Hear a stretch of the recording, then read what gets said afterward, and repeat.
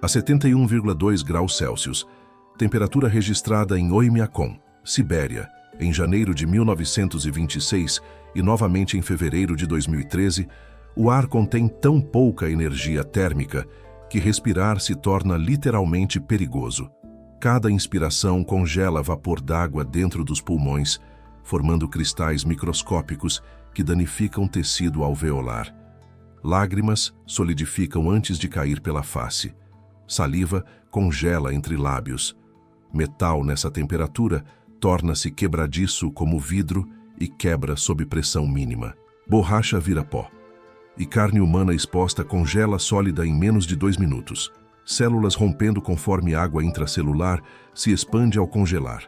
E ainda assim, nessa temperatura que deveria significar morte instantânea para qualquer forma de vida complexa, lobos siberianos caçam normalmente. Perseguem presas através de neve de 1,5 metros de profundidade. Tigres siberianos, os maiores felinos do planeta, movem-se como fantasmas através de florestas congeladas. Renas migram milhares de quilômetros. Raposas do Ártico correm sobre neve, a 60 graus sem perder um único dedo nas patas. Corujas das neves voam silenciosamente através de nevascas que cegariam qualquer outro predador. Como isso é possível?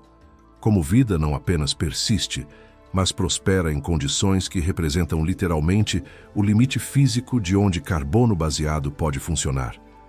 O inverno russo não é estação climática como conhecemos em regiões temperadas. Não é 3 meses de frio seguidos por primavera. É evento de extinção em massa repetido anualmente. Começa em setembro, termina em maio. 9 meses, onde temperatura raramente sobe acima de 20 graus Celsius. Onde escuridão domina por 20 horas diárias durante meses no extremo norte. Onde comida, plantas, sementes, pequenos animais, desaparece completamente sob 3 metros de neve compacta. Onde o simples ato de se mover através de terreno demanda o dobro, às vezes o triplo de energia comparado a condições normais. E nesse ambiente impossível, apenas uma fração minúscula de espécies consegue existir. Não as mais inteligentes. Não necessariamente as mais rápidas ou fortes, mas aquelas com adaptações tão extremas, tão especializadas, tão perfeitamente calibradas para frio absoluto, que transformaram aquilo que deveria ser desvantagem mortal em vantagem competitiva incomparável. Este documentário revela os sobreviventes do impossível. Criaturas que não fogem para sul quando temperatura despenca, que não hibernam esperando condições melhorarem, que enfrentam o frio mais letal da Terra e não apenas resistem, reinam. Que desenvolveram soluções biológicas para problemas termodinâmicos que engenheiros humanos ainda lutam para resolver. E o mais extraordinário, o mais contraintuitivo de tudo, esses animais não apenas sobrevivem ao inverno russo, prosperam nele, porque quando temperatura elimina 90% da competição, quando apenas especialistas extremos conseguem funcionar, os 10% perfeitamente adaptados herdam território vasto e vazio, herdam recursos sem competição, herdam domínio absoluto sobre um reino congelado onde nenhum outro ousa entrar. 17 milhões de quilômetros quadrados, território maior que a América do Sul inteira, estendendo-se desde fronteiras da Europa até o Oceano Pacífico. E durante 9 meses do ano, esse território inteiro se transforma no teste definitivo de sobrevivência, no campo de prova onde apenas soluções evolutivas mais perfeitas são suficientes, onde cada movimento errado, cada caloria desperdiçada, cada adaptação ligeiramente imperfeita significa morte. E os animais que passaram nesse teste, que foram refinados através de milhões de anos de invernos brutais, de seleção natural implacável que eliminou qualquer linhagem que não fosse absolutamente perfeita. São obras-primas de engenharia biológica. São bibliotecas vivas de conhecimento sobre termorregulação, sobre eficiência metabólica, sobre sobrevivência em limites absolutos onde física permite vida. Se você quer descobrir como vida não apenas persiste, mas domina o lugar mais frio permanentemente habitado da Terra, onde temperatura testa limites do que biologia consegue suportar, onde cada dia é batalha contra a extinção por congelamento. Curta este vídeo agora e inscreva-se no canal.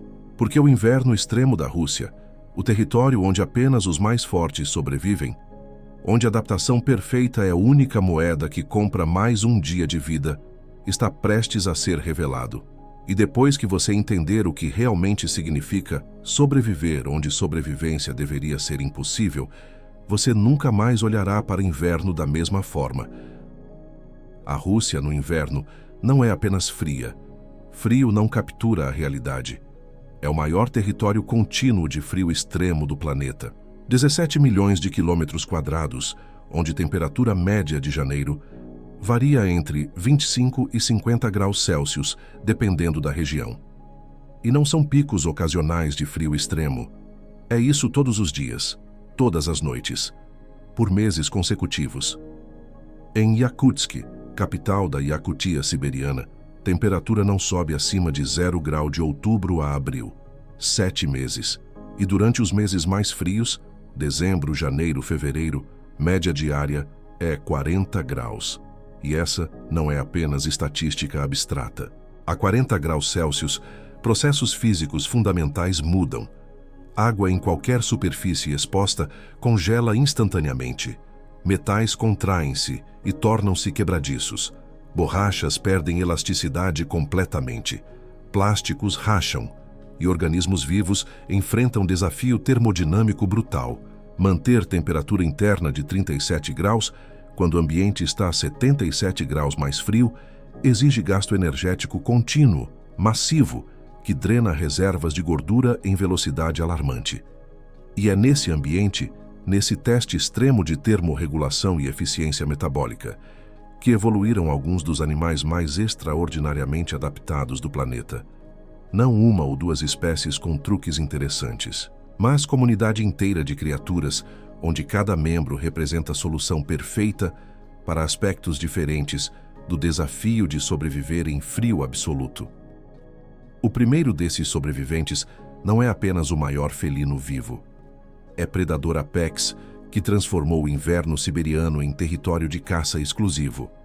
O tigre siberiano, Panthera tigris altaica, pode atingir 300 quilos de peso em machos adultos, 3 metros de comprimento da ponta do nariz até a ponta da cauda, e cada grama desses 300 quilos é otimizada para funcionar em temperatura que mataria tigres de outras subespécies em dias. A primeira diferença óbvia está na pelagem.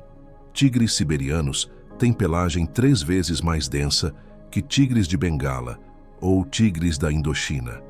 Cada centímetro quadrado de pele tem 900 a 1.200 folículos capilares, comparado a 300, 400 em tigres tropicais. E não são apenas pelos mais numerosos. São estruturados em 2 camadas distintas. Subpelo denso, curto, ondulado, que aprisiona ar aquecido próximo à pele. E pelos guarda-longos, até 15 centímetros no inverno, oleosos, repelentes de água, que formam barreira externa contra vento e neve. Mas isolamento não é suficiente quando você é predador que precisa se mover, caçar, gastar energia.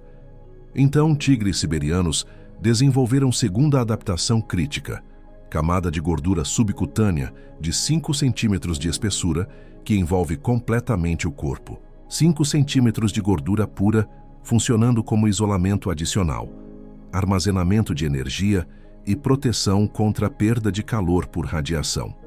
Um tigre siberiano adulto bem alimentado no início do inverno pode ter 40 a 50 quilos de gordura corporal, reserva que será queimada ao longo dos meses frios. E então existem as patas. Patas de tigre siberiano são desproporcionalmente grandes comparadas a outras subespécies. Até 30 centímetros de diâmetro em machos adultos. E isso não é apenas sobre deixar pegadas impressionantes. São raquetes de neve naturais. Distribuem peso de 300 quilos sobre área suficientemente grande que tigre caminha sobre neve de metro de profundidade sem afundar completamente.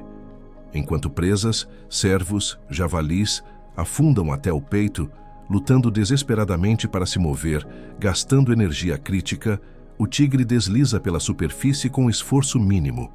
e caça solitária em território vasto. Um tigre siberiano adulto requer 800 a 1.000 km² de território. 1.000 km² para um único animal. E patrulha esse território constantemente, marcando fronteiras, caçando através de floresta de taiga, onde visibilidade é limitada, onde som é abafado por neve, onde cada presa capturada pode ser a diferença entre sobreviver mais uma semana ou começar a morrer de fome. E mata presas grandes, cervos nobres de 200 quilos, javalis de 150 quilos. E ocasionalmente, quando oportunidade aparece, até ursos. Ursos negros asiáticos e até ursos pardos jovens foram encontrados mortos por tigres siberianos. Porque quando você opera em ambiente onde caçadas falham frequentemente devido a condições, onde neve profunda dificulta a aproximação, onde escuridão prolongada limita janelas de caça, você não pode se dar ao luxo de ser seletivo. Você caça o que encontra e precisa ser capaz de matar qualquer coisa que encontra. Apenas 500 tigres siberianos permanecem na natureza. 500. Foram quase extintos nos anos 1940, quando a população caiu para 40 indivíduos. E através de esforços de conservação intensos, a população cresceu. Mas permanece criticamente baixa, e cada inverno é teste. Tigres que não conseguem capturar presas suficientes, que gastam gordura corporal rápido demais, que enfraquecem, não sobrevivem até primavera. O segundo sobrevivente domina através de números e coordenação que nenhum outro predador russo consegue igualar. O lobo siberiano, Canis lupus, desenvolveu estratégia completamente diferente para dominar inverno. Enquanto tigres caçam sozinhos, lobos formam matilhas, e não matilhas pequenas de 5, 6 indivíduos, como em regiões mais quentes. Matilhas de 15, 20 até 30 lobos durante inverno, quando recursos são escassos e caça cooperativa, torna-se essencial. E esses lobos têm pelagem ainda mais impressionante que tigres. 2 camadas densas, subpelo de 5 centímetros de espessura e pelos guarda de até 15 centímetros. E a coloração varia. Alguns cinza claro, outros quase brancos, permitindo camuflagem em paisagens de neve. E percorrem distâncias absurdas. Uma matilha de lobos siberianos pode percorrer 200 quilômetros em 3 dias procurando presas. 200 quilômetros através de neve profunda, floresta densa, em temperatura de 40 graus. E fazem isso porque território é vasto e presas são esparsas. E quando encontram, uma manada de renas, um grupo de alces, cervos, atacam com coordenação tática refinada através de milhares de anos de evolução. Alguns lobos cortam caminho de fuga, outros perseguem diretamente. Alguns revezam na liderança da perseguição, permitindo que lobos cansados caiam para trás, enquanto frescos assumem, e forçam presas a correr através de neve profunda, onde cada passo custa energia preciosa, onde músculos queimam rapidamente, onde resistência colapsa. E eventualmente presa para, exausta, e matilha ataca. E metabolismo é calibrado para boom e colapso. Um lobo adulto pode comer 10 quilos de carne em uma única refeição. 10 quilos. E então jejuar por 2 semanas sem perda significativa de função. Porque no inverno siberiano, caçadas bem-sucedidas são espaçadas. Você mata cervo grande e a matilha inteira se alimenta até não conseguir mais se mover. E então vivem dessa energia por dias, às vezes semanas até próxima caçada. O terceiro sobrevivente é menor, mas possivelmente o mais perfeitamente adaptado ao frio extremo de qualquer mamífero do planeta. A raposa do Ártico, Vulpes lagopus, sobrevive a 70 graus Celsius, 70 graus negativos, temperatura onde praticamente nada biológico deveria funcionar. E faz isso através de adaptações tão extremas que desafiam compreensão. A pelagem é, proporcionalmente, a mais densa de qualquer mamífero. 70% do volume corporal visual de uma raposa do Ártico no inverno é pelo. Não corpo, pelo. Camadas sobre camadas de subpelo incrivelmente denso, coberto por pelos guarda que são ocos, cheios de ar, maximizando o isolamento. E morfologia corporal é otimizada para a conservação de calor. Orelhas minúsculas, metade do tamanho de raposas vermelhas. Focinho curto, patas pequenas e compactas, cauda espessa que enrola ao redor do corpo quando dorme, funcionando como cobertor adicional. Tudo isso reduz a área de superfície exposta, minimiza a perda de calor por radiação. E caça através de audição extraordinária. Raposa do Ártico detecta lemming, pequeno roedor, correndo em túneis sob 1 metro de neve compacta. Escuta sons minúsculos, triangula a posição exata e executa manobra espetacular. Salta 2 metros verticalmente no ar, arqueando o corpo e mergulha de cabeça na neve. Perfura através de neve compacta com focinho e patas dianteiras e captura lemming, que não tinha ideia de que predador estava acima. Taxa de sucesso: 70%. É caça acústica pura em ambiente onde visão é frequentemente inútil devido a nevascas e escuridão. E muda a cor sazonalmente. Branca pura no inverno, camuflagem perfeita contra a neve. Marrom acinzentada no verão quando neve derrete. Readaptação cara energeticamente. Substituir pelagem inteira 2 vezes por ano, mas essencial para a sobrevivência. O quarto sobrevivente domina os céus noturnos através de adaptações sensoriais que parecem pertencer à ficção científica. A coruja das neves, Bulbus candiacus, é uma das maiores corujas do mundo, envergadura de 1,5 metros, e cada centímetro é adaptado para caçar em condições impossíveis. Penas cobrem completamente o corpo, incluindo patas e dedos, algo incomum em aves de rapina. Essas penas nas patas não são apenas isolamento, são silenciadoras. Penas especializadas nas bordas das asas primárias quebram turbulência de ar, eliminando o som de voo. Coruja das neves voa completamente silenciosa. Presa não escuta a aproximação, e visão é calibrada para crepúsculo ártico. Durante meses de inverno no extremo norte, sol não nasce completamente. Há apenas crepúsculo prolongado por algumas horas, seguido por escuridão. E coruja das neves enxerga perfeitamente nessas condições. Detecta movimento de lemming a 100 metros em luz que cegaria humanos. Mas a verdadeira arma é a audição assimétrica. Orelhas de coruja das neves estão posicionadas em alturas ligeiramente diferentes no crânio. Orelha esquerda ligeiramente acima da direita, e isso permite triangulação tridimensional de som com precisão absurda. Coruja escuta lemming se movendo sob neve, processa a diferença microscópica no tempo que som leva para atingir cada orelha e calcula a posição exata em 3 dimensões, e ataca através de neve, garras penetrando onde lemming está, sem nunca ter visto a presa. O quinto sobrevivente não é predador, é presa, mas executa uma das migrações mais extraordinárias de qualquer mamífero terrestre. A rena, Rangifer tarandus, migra até 5.000 km por ano. 5.000 km através da tundra e taiga siberiana, seguindo padrões sazonais de comida, evitando predadores, procurando áreas com neve menos profunda, onde conseguem cavar até líquens enterrados. E fazem isso em manadas de milhares, às vezes dezenas de milhares de indivíduos. E cascos são obras-primas de adaptação sazonal. No verão, almofadas nos cascos são macias, proporcionando aderência em terreno rochoso e lamacento. No inverno, essas almofadas encolhem, expondo bordas afiadas do casco que mordem em gelo e neve compacta. São crampon naturais, que trocam automaticamente entre modos. E narinas têm função crítica além de respiração. Aquecem ar. A 40 graus, inspirar ar diretamente nos pulmões causaria dano por congelamento. Então, narinas de rena têm estrutura de conchas nasais extremamente elaboradas, membranas em espiral que aumentam massivamente a área de superfície.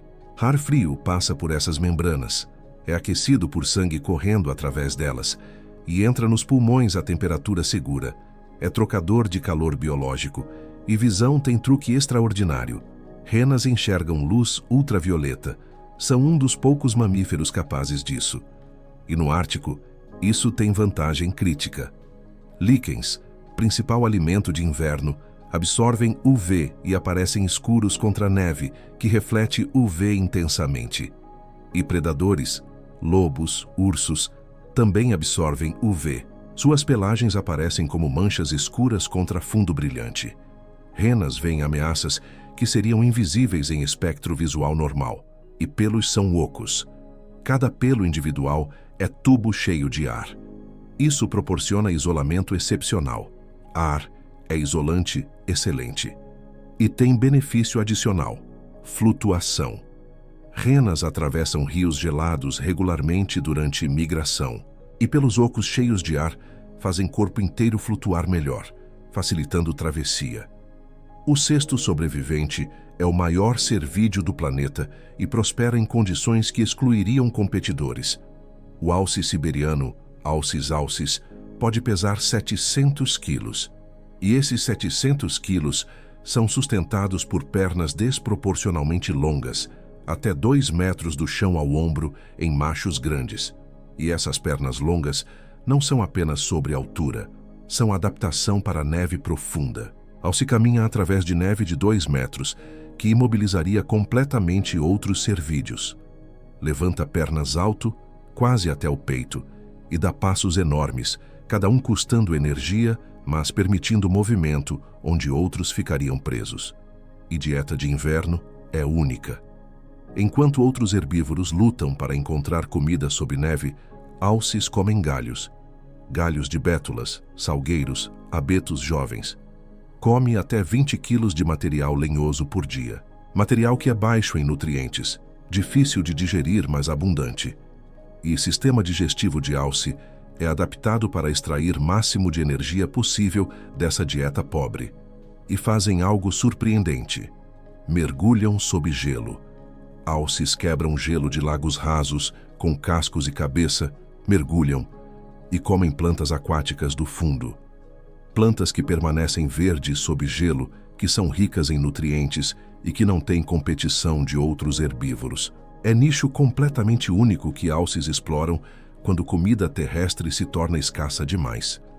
Agora entenda por que esses 6 juntos formam um sistema de sobrevivência ao frio mais sofisticado do planeta.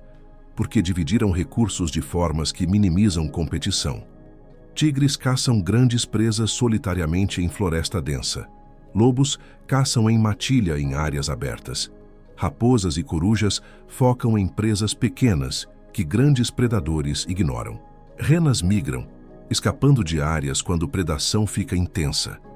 Alces exploram nicho alimentar que ninguém mais compete. É ecossistema onde cada participante é extremista. Não há generalistas. Não há espécies que fazem bem o suficiente em várias coisas. Cada animal é perfeitamente otimizado para um aspecto específico de sobrevivência em frio extremo. E juntos, mantém sistema funcionando através de inverno que eliminaria 99% das espécies do planeta. Mas como esses animais alcançaram adaptações tão extremas? Como chegaram a esse nível de precisão termorreguladora que permite funcionar em temperatura que deveria significar morte celular?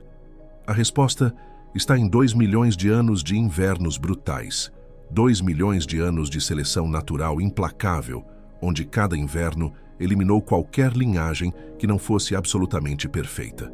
2 milhões de anos de tentativas e erros, onde erro significava congelamento, inanição, extinção. E apenas as soluções mais refinadas, as adaptações mais precisas, as estratégias mais eficientes sobreviveram para passar genes adiante. O que vemos hoje quando observamos um tigre siberiano caçando a 40 graus, uma raposa do Ártico mergulhando através de neve, uma rena migrando milhares de quilômetros, um lobo perseguindo presa por horas em frio extremo, não é apenas comportamento animal interessante. É conhecimento comprimido. É biblioteca de soluções para problemas termodinâmicos que engenheiros humanos ainda lutam para resolver. E finalmente a ciência moderna começou a entender que essa biblioteca existe para ser estudada, decodificada, aplicada. Porque escondido em cada adaptação desses animais, em cada pelo estruturado de forma única, Em cada ajuste metabólico refinado por pressão evolutiva, está conhecimento que pode salvar vidas humanas, que pode resolver problemas médicos críticos, que pode inspirar tecnologias que transformam como sobrevivemos em ambientes extremos. A pelagem da raposa do Ártico, essa estrutura que proporciona isolamento térmico suficiente para sobreviver a 70 graus enquanto mantém peso corporal manejável, não é apenas impressionante biologicamente. É engenharia de materiais que desafia nossas melhores tentativas de replicação sintética. Cada pelo é estruturado em camadas.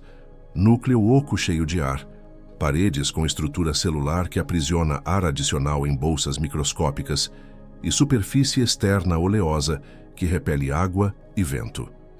É sistema de isolamento tridimensional onde ar aprisionado, o melhor isolante natural, é maximizado enquanto o peso é minimizado.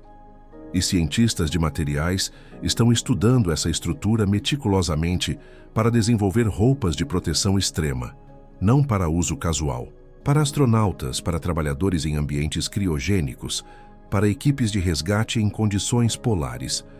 Porque nossos melhores isolantes sintéticos, aerogel, espuma de alta tecnologia, ou são muito pesados ou muito volumosos.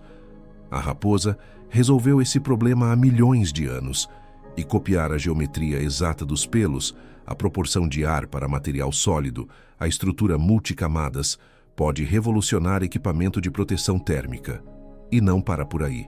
A capacidade da raposa de manter temperatura corporal estável a 70 graus sem tiritar, sem desperdiçar energia em contrações musculares, envolve termogênese não tremulante. Tecido adiposo marrom especializado que queima gordura diretamente para gerar calor sem movimento muscular.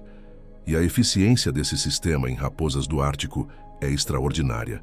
Elas geram calor suficiente para compensar perda térmica extrema enquanto mantém metabolismo basal apenas 20% acima do normal. Pesquisadores médicos que trabalham com hipotermia, condição que mata milhares anualmente, estão estudando intensivamente esse sistema. Porque quando humanos ficam hipotérmicos, corpo automaticamente começa a tiritar, tentando gerar calor através de contração muscular. Mas tiritar consome oxigênio rapidamente e é ineficiente. Se conseguirmos ativar termogênese não tremulante em humanos de forma controlada, farmacologicamente ou através de estimulação, poderíamos tratar hipotermia muito mais eficientemente. E também tem aplicações em cirurgia. Induzir hipotermia controlada protege órgãos durante procedimentos complexos, mas precisa ser revertida com segurança. Entender mecanismos da raposa pode transformar esses protocolos. Os cascos sazonalmente adaptativos da rena, estrutura que muda de macia e aderente no verão para dura e cortante no inverno, estão inspirando o desenvolvimento de calçados adaptativos. Imagine botas que ajustam automaticamente a aderência, baseado em temperatura e superfície. No gelo, sola se torna mais rígida com protuberâncias que mordem. Em terreno rochoso, sola amolece para maximizar a área de contato. A rena faz isso biologicamente, através de mudanças no tecido da almofada do casco, controladas por hormônios sazonais e temperatura. Replicar isso artificialmente, usando materiais inteligentes, polímeros que mudam rigidez com temperatura ou estruturas mecânicas que se expandem e contraem, é objetivo de múltiplas equipes de pesquisa. E a capacidade da rena de aquecer ar de 40 graus para 37 graus dentro das narinas, sem perda excessiva de calor corporal, sem dano por congelamento, é trocador de calor biológico de eficiência notável. A estrutura das conchas nasais maximiza a área de superfície em volume mínimo. Sangue quente flui em capilares extremamente próximos da superfície onde ar frio passa. Calor transfere, ar aquece. Mas sistema é desenhado de forma que sangue resfriado retorna ao corpo através de veias que correm adjacentes às artérias que trazem sangue quente. Isso é contracorrente de troca de calor. Sangue frio saindo captura calor do sangue quente entrando, pré-aquecendo-o. É sistema de recuperação de energia que minimiza a perda. Engenheiros que projetam sistemas de ventilação para ambientes extremos, bases polares, estações espaciais, habitats submarinos. Estudam esse sistema, porque aquecer ar frio consome energia massiva. Se pudermos capturar calor do ar exalado para pré-aquecer ar entrante, exatamente como renas fazem, eficiência energética aumenta dramaticamente. A visão ultravioleta da rena tem aplicações surpreendentes em tecnologia de detecção, porque UV não é apenas sobre ver cores diferentes. No Ártico, neve reflete UV intensamente enquanto objetos orgânicos absorvem. Isso cria contraste extremo que não existe em espectro visual normal. E sensores UV inspirados na visão de rena estão sendo desenvolvidos para a detecção de avalanches. Pessoas soterradas aparecem como manchas escuras contra a neve brilhante. Para busca e resgate, corpos aparecem claramente mesmo em condições de névoa ou nevasca. E para a agricultura, pragas de insetos e doenças de plantas têm assinaturas UV distintas, que são invisíveis a olho nu. O metabolismo extremamente flexível do lobo siberiano, capacidade de alternar entre consumo massivo e jejum prolongado sem perda de função, está sendo estudado por pesquisadores que trabalham com doenças metabólicas. Porque lobos fazem algo que humanos não conseguem. Durante jejum, eles preservam massa muscular enquanto queimam gordura agressivamente. Em humanos, jejum prolongado resulta em catabolismo muscular. Corpo quebra músculos para energia. Mas lobos têm mecanismos hormonais que protegem músculo enquanto mobilizam gordura. Entender esses mecanismos pode revolucionar tratamento de obesidade, diabetes e condições onde o metabolismo precisa ser regulado com precisão. E também tem aplicações em medicina esportiva e espacial. Astronautas perdem massa muscular em gravidade zero.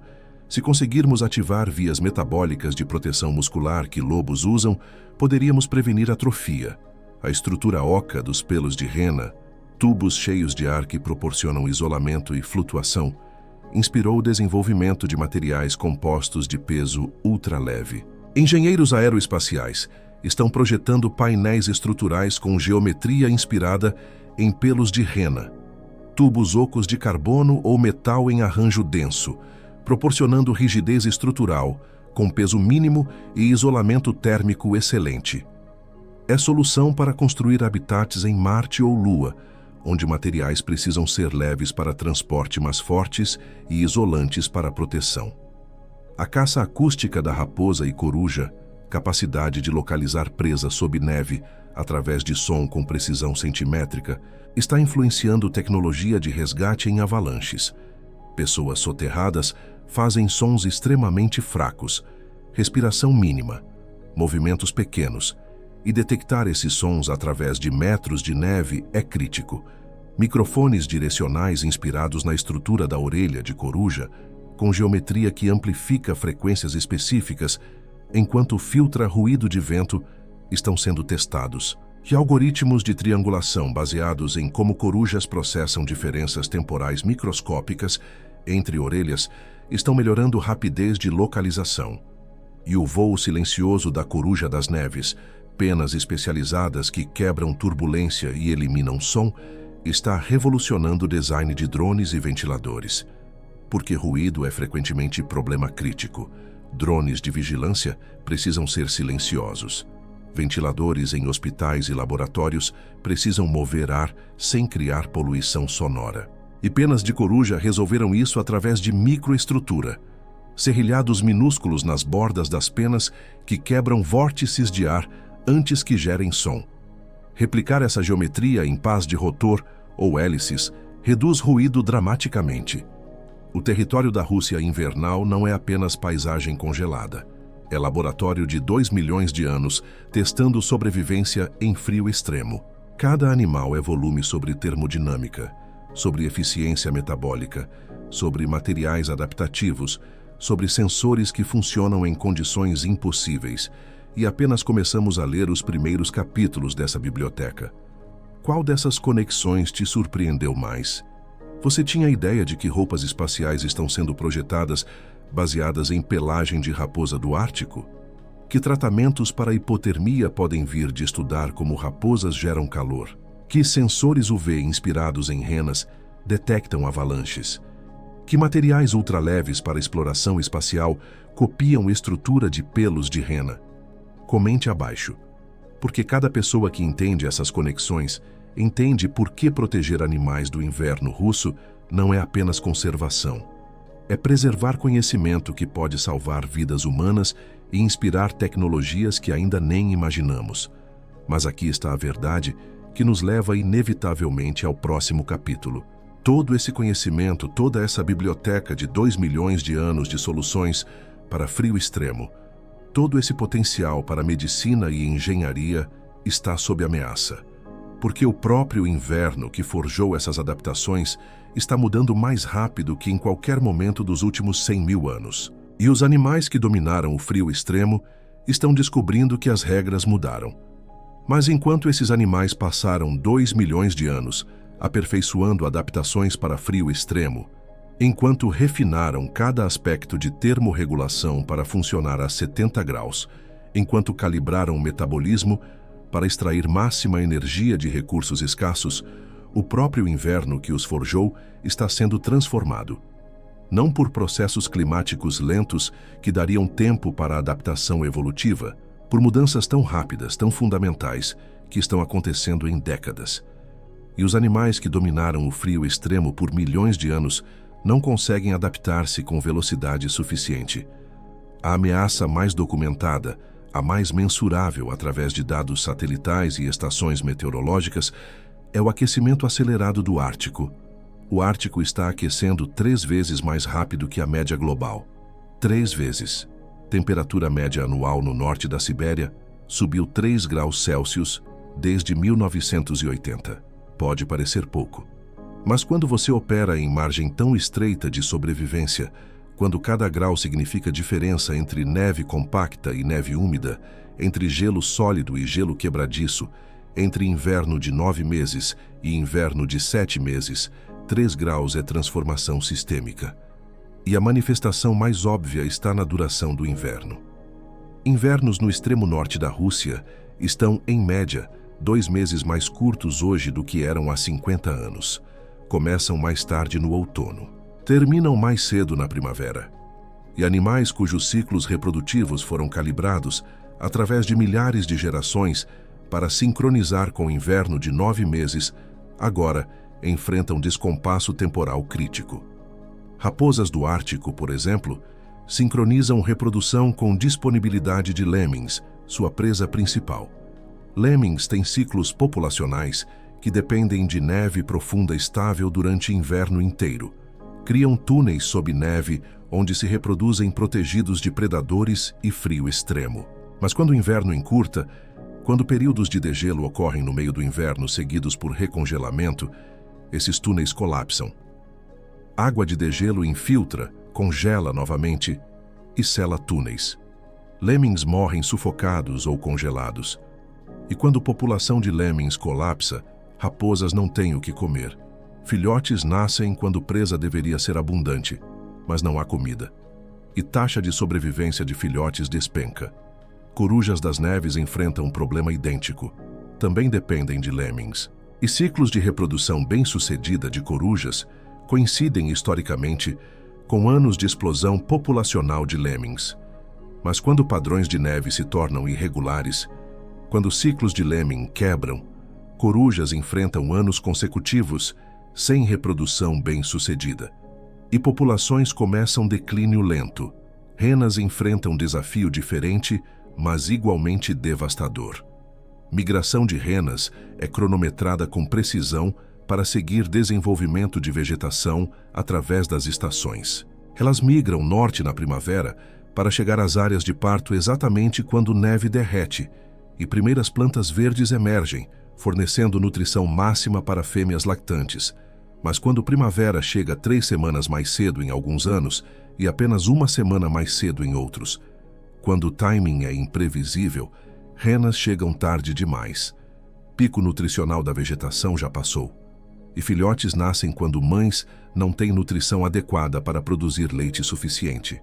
e mortalidade de filhotes aumenta dramaticamente. E há problema adicional que é puramente físico: chuva no inverno. Isso não deveria acontecer. No inverno siberiano tradicional, precipitação é sempre neve. Mas, com o aquecimento, eventos de chuva sobre neve estão se tornando comuns. Chuva cai sobre neve existente, infiltra e então temperatura despenca novamente e tudo congela. Cria camada de gelo sólido que cobre vegetação que renas dependem.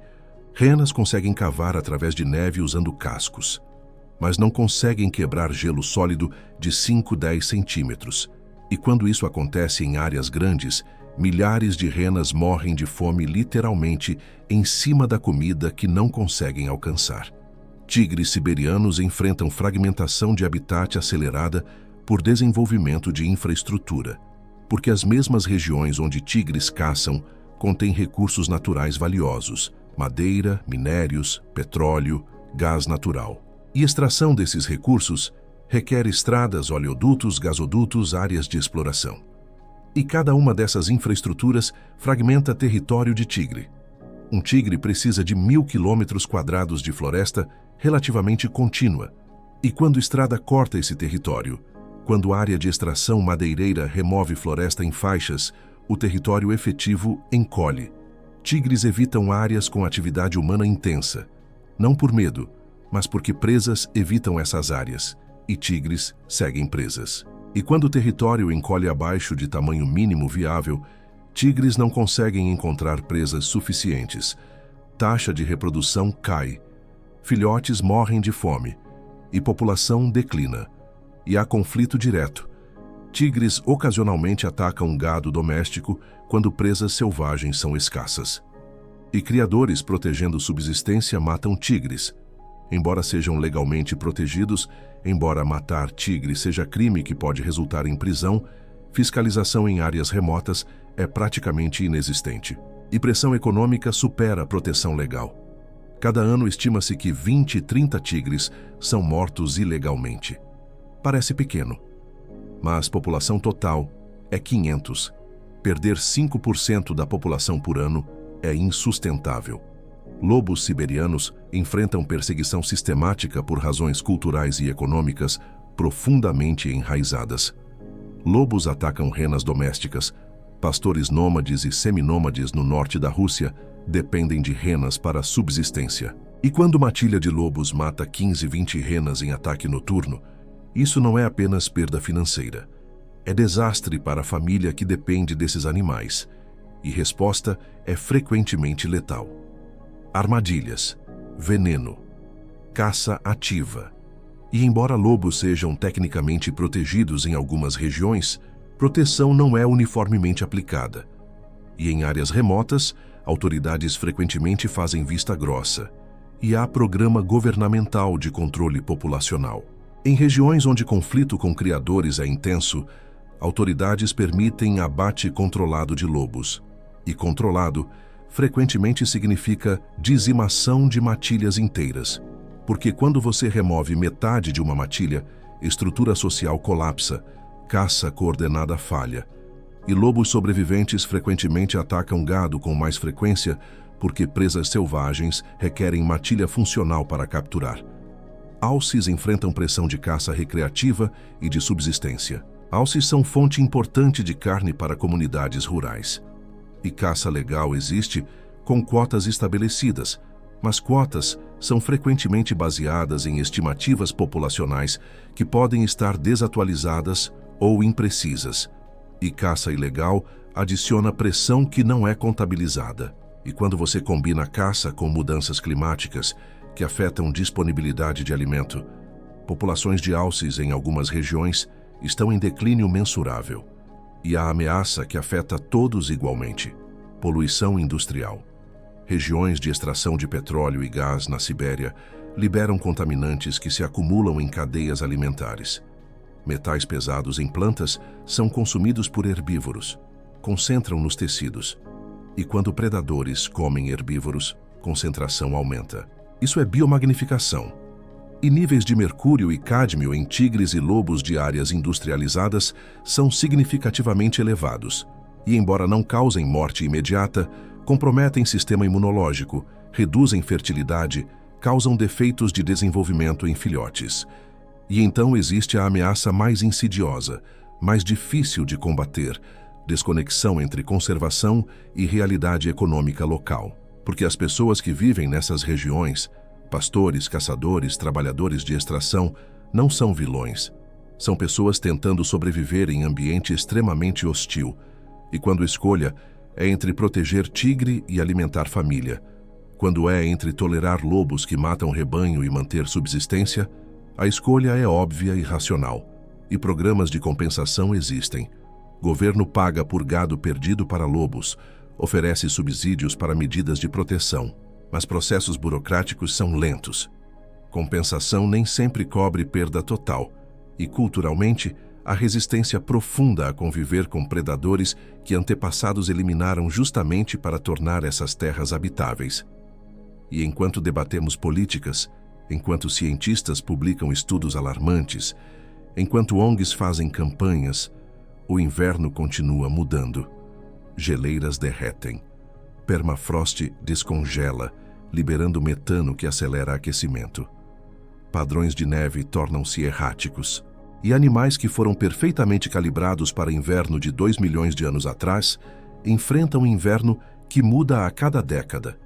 E o mais trágico, esses animais representam biblioteca de conhecimento sobre sobrevivência em frio extremo. Cada tigre siberiano que morre sem reproduzir leva consigo genes únicos para termorregulação. Cada matilha de lobos dizimada perde conhecimento cultural sobre rotas de caça, transmitido através de gerações. Cada população de renas que colapsa elimina diversidade genética, que pode conter soluções para a adaptação que ainda nem identificamos. E não podemos simplesmente recriar isso. Não podemos reproduzir 2 milhões de anos de evolução em laboratório. Quando perdido, é permanente.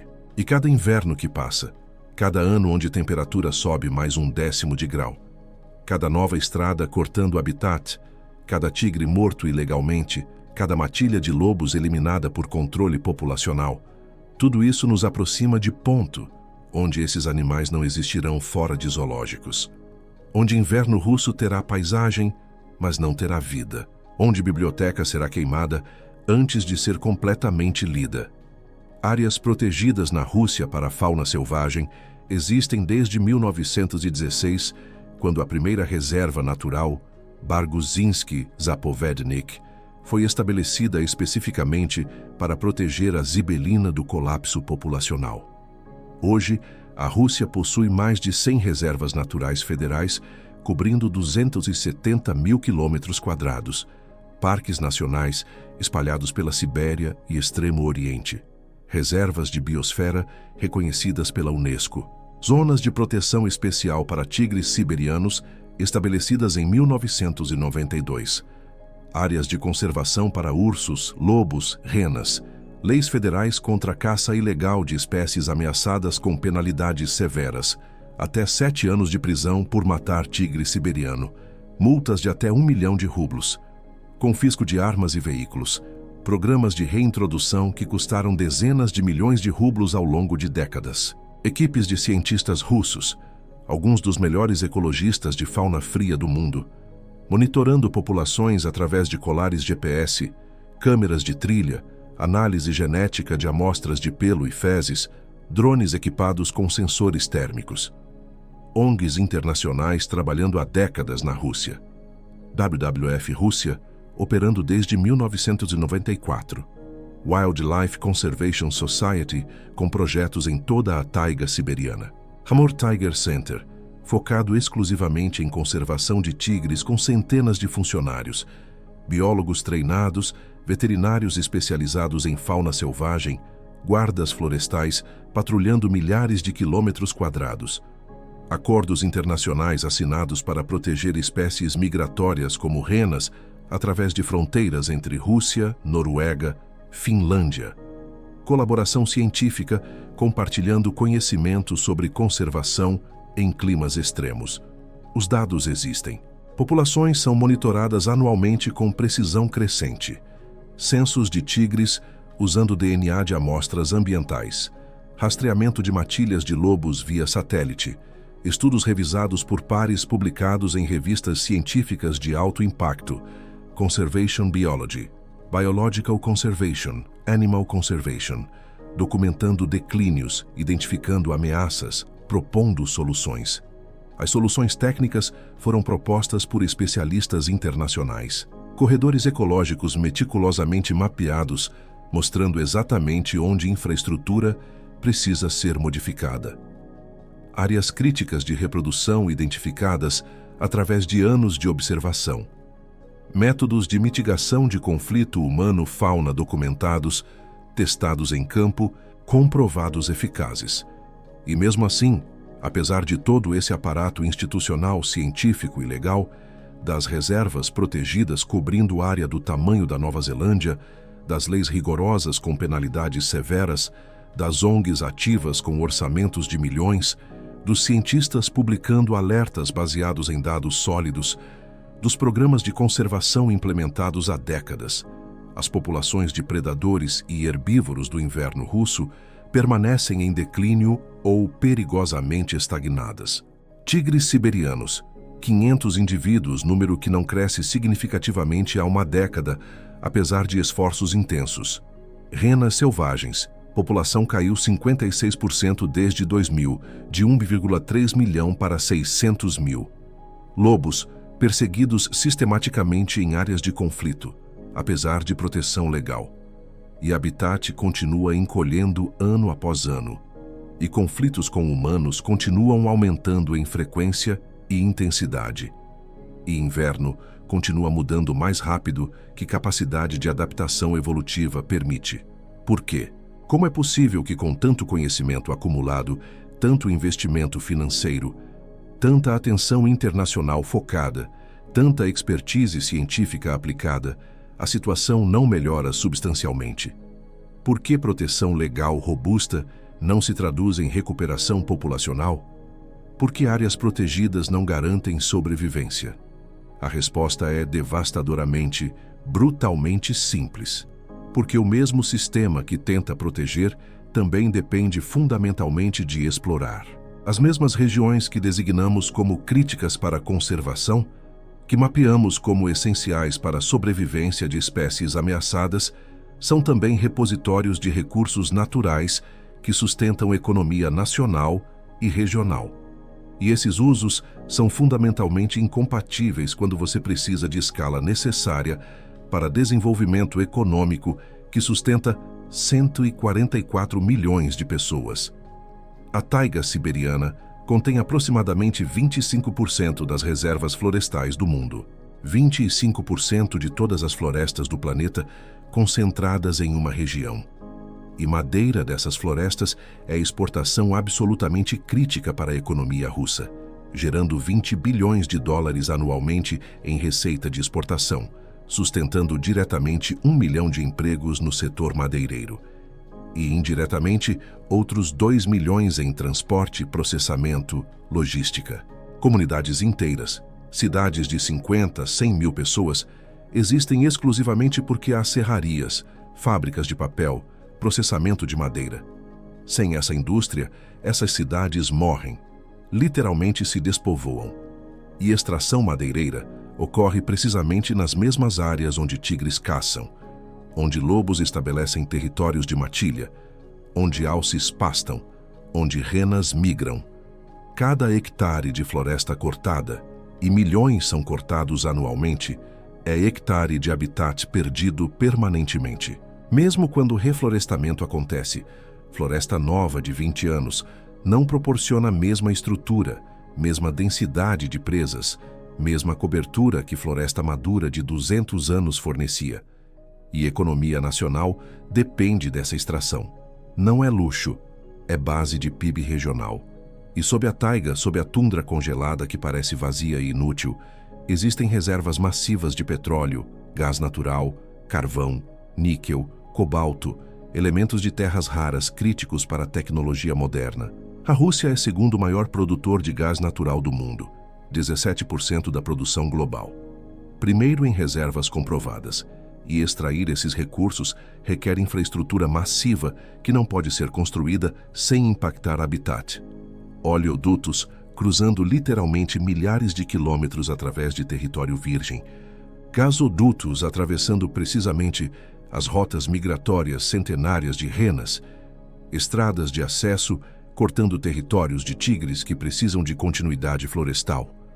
Áreas de perfuração ocupando exatamente o habitat crítico de reprodução que identificamos como prioritário para a proteção. Estações de bombeamento com ruído constante que afasta animais em raio de quilômetros. E a ironia brutal, quase cômica, se não fosse trágica. Receita dessas indústrias extrativas financia parcialmente os próprios programas de conservação que tentam mitigar o dano que causam. Impostos sobre petróleo e gás contribuem significativamente para o orçamento federal que paga salários de guardas de reservas naturais, que financia pesquisa científica sobre fauna ameaçada, que subsidia programas de compensação para criadores que perdem gado para lobos e tigres. Sem essa receita, proteção seria ainda mais fraca, ainda mais subfinanciada. Mas gerar essa receita requer continuar exatamente as atividades que fragmentam o habitat, que perturbam animais, que tornam sobrevivência cada vez mais difícil. É círculo vicioso disfarçado de solução pragmática, e não há saída óbvia. E então, existem as comunidades locais, povos indígenas Evenki, Nenets, Chukchi e colonos rurais russos que habitam essas regiões há gerações, muitas famílias por séculos. Para eles, tigres não são ícones majestosos de conservação que aparecem em documentários. São ameaças reais, tangíveis, que ocasionalmente matam gado que representa investimento de anos de trabalho, que matam cachorros que protegem famílias e raramente, mas tragicamente e inegavelmente, que matam pessoas. Últimos casos registrados de ataques fatais de tigres a humanos aconteceram em 2021. Não é memória distante, é realidade presente. Lobos não são predadores fascinantes que caçam coordenadamente em documentários de natureza. São pragas que, em ataque noturno único, podem dizimar 15, 20 renas domésticas, rebanho que família dependia para a subsistência durante inverno inteiro. E quando isso acontece, não há supermercado a 20 quilômetros para comprar comida substituta. Você está em área remota, onde renas são alimentação primária, transporte, roupa, matéria-prima para ferramentas. Perder rebanho não é inconveniência financeira. É catástrofe que ameaça a sobrevivência da família. E quando o cientista de Moscou, vivendo em apartamento aquecido, comprando comida em supermercado, distante milhares de quilômetros, ou ativista de São Petersburgo, ou conservacionista internacional diz que esses animais devem ser protegidos a qualquer custo, que são patrimônio natural insubstituível, que tem direito intrínseco de existir, a resposta de quem vive com consequências diretas diariamente é previsível e completamente racional. Você não perde seu gado. Você não acorda de noite ouvindo lobos ao redor da casa. Você não tem medo de deixar crianças brincarem fora porque tigre foi avistado a 2 quilômetros. Você não depende dessas renas para sobreviver ao inverno de 50 graus. Fácil defender proteção quando você não paga o preço pessoal. E não há resposta moralmente superior a isso. Não há argumento ético que invalida o medo real, a perda econômica real, o risco real que essas pessoas enfrentam. Programas de compensação existem no papel.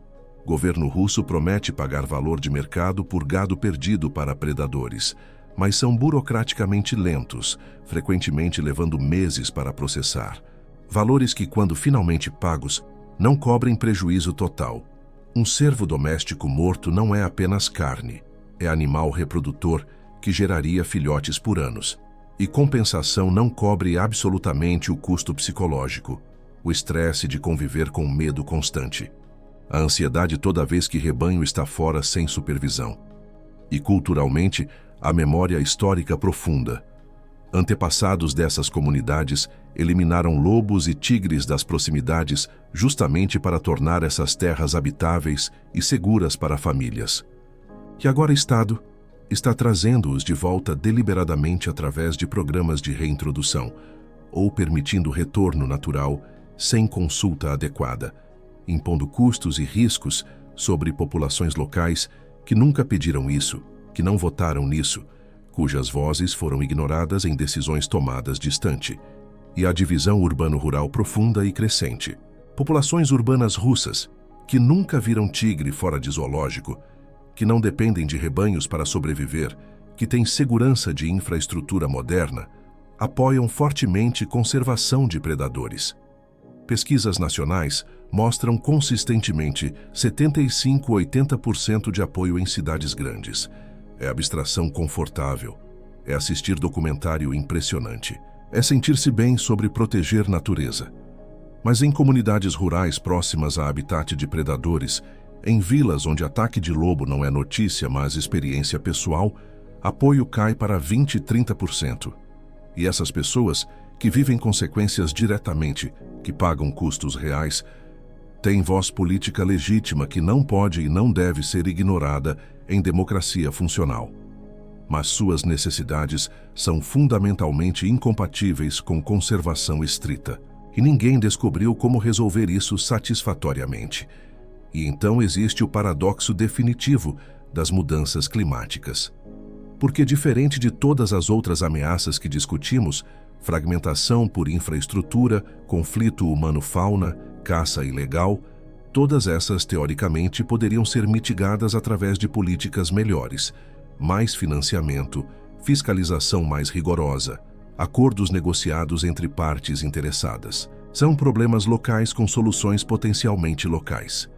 Mas mudanças climáticas são globais, são sistêmicas, são resultado de emissões acumuladas de 200 anos de industrialização mundial.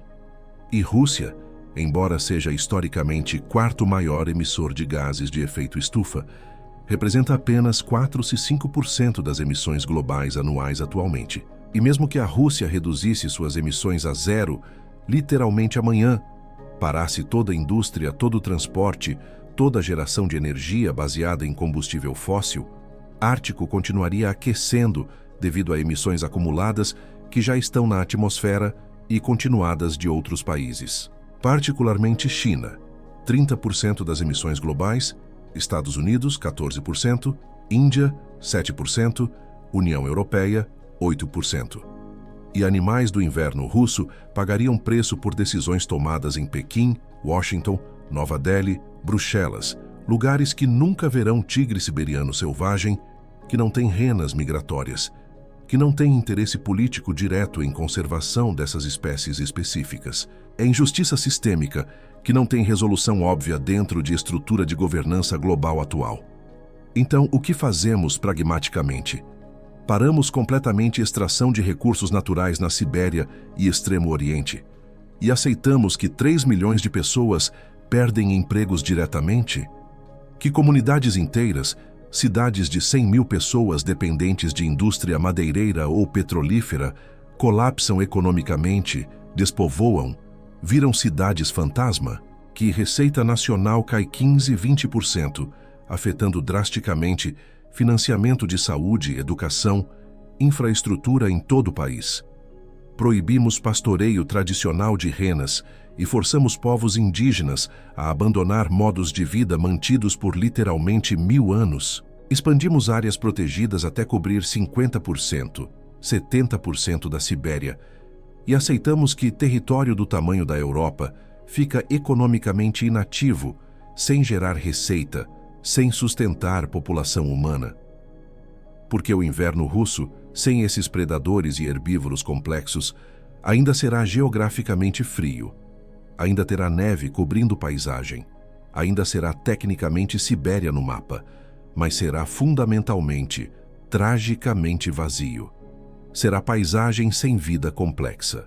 Será território domesticado, controlado, simplificado, disfarçado de selvagem. E algo essencial, algo que existiu por milhões de anos, algo que não pode ser recriado ou trazido de volta uma vez perdido, terá desaparecido. Não apenas biologicamente, perda de espécies, colapso de ecossistemas, mas na própria ideia, no conceito fundamental do que significa selvageria real, do que significa deixar espaço genuíno no mundo para criaturas que existem não para nosso benefício, não para nosso entretenimento, não para nossa aprovação, mas simplesmente porque refinaram através de pressão evolutiva implacável a arte impossível de sobreviver, onde sobrevivência deveria ser impossível. Mas aqui está a verdade, que o desespero tenta obscurecer, que o cinismo trabalha para apagar, que a resignação quer que aceitemos como inevitável. Mudança real é possível, não fácil, não rápida, não garantida por declarações ou boas intenções, mas demonstravelmente, mensuravelmente possível, porque o inverno ainda existe com sua força brutal. Os predadores ainda caçam através de neve profunda. As renas ainda migram milhares de quilômetros. Os tigres ainda patrulham florestas de taiga. E quando a ação coordenada, persistente, cientificamente fundamentada, adequadamente financiada, é aplicada nos lugares certos com consistência ao longo de anos, resultados tangíveis aparecem. A população de tigres siberianos estava em 40 indivíduos em 1940. 40 tigres em um território do tamanho da Europa Ocidental. Extinção era questão de uma década, talvez menos. Geneticistas calculavam que população tão pequena estava abaixo de viabilidade mínima, diversidade genética insuficiente para a sobrevivência de longo prazo. E através de proteção rigorosa estabelecida em 1947, criação de reservas específicas para tigres, fiscalização intensificada, com guardas armados patrulhando territórios críticos, penalidades severas para a caça ilegal rigidamente aplicadas e programas de reprodução em cativeiro que eventualmente reforçaram diversidade genética, população cresceu para 500 indivíduos até 2020. É ainda criticamente baixa. É ainda insuficiente para a segurança populacional de longo prazo. Mas é prova irrefutável de que quando intervenção acontece com seriedade, quando recursos são alocados consistentemente por décadas, quando vontade política existe e é mantida através de mudanças de governo, espécies podem literalmente retornar da beira do abismo. Tigres que deveriam estar extintos há 80 anos estão caçando, reproduzindo, recolonizando áreas onde não eram vistos há gerações. Entenda que proteção efetiva não significa parar a economia completamente, não significa expulsar humanos de territórios, mas fazer desenvolvimento de forma que permite coexistência. É mais difícil, é mais caro no curto prazo, mas é a única forma que funciona no longo prazo. Torne-se parte do sistema sem destruí-lo. Exatamente como tigres que caçam precisamente, mas não esgotam populações de presas. Como lobos que perseguem e matam, mas deixam território capaz de regenerar. Como raposas que adaptam estratégias quando condições mudam. Como renas que migram encontrando equilíbrio sazonal. Como corujas que caçam com precisão perfeita sem desperdício. O inverno extremo da Rússia está esperando. Seus sobreviventes impossíveis, tigres fantasmas que caçam a 40 graus através de neve de 2 metros, lobos que coordenam em matilhas de 30 através de território vasto, raposas que mergulham em neve a 70 graus localizando presas pelo som, corujas que voam silenciosamente através de nevascas capturando presas invisíveis, renas que migram 5.000 quilômetros anualmente, alces que prosperam onde outros herbívoros morrem, estão esperando. A biblioteca viva de 2 milhões de anos de evolução em frio extremo ainda existe. Ainda está aberta para leitura. Ainda pode nos ensinar termodinâmica, que inspira roupas espaciais. Ainda pode nos mostrar materiais, adaptativos que revolucionam a engenharia. Ainda pode nos salvar em emergências médicas futuras com conhecimento escondido em genes. Mas apenas se protegermos os professores enquanto ainda estão aqui. Apenas se agirmos enquanto ainda há tempo. Você está pronto para se mover?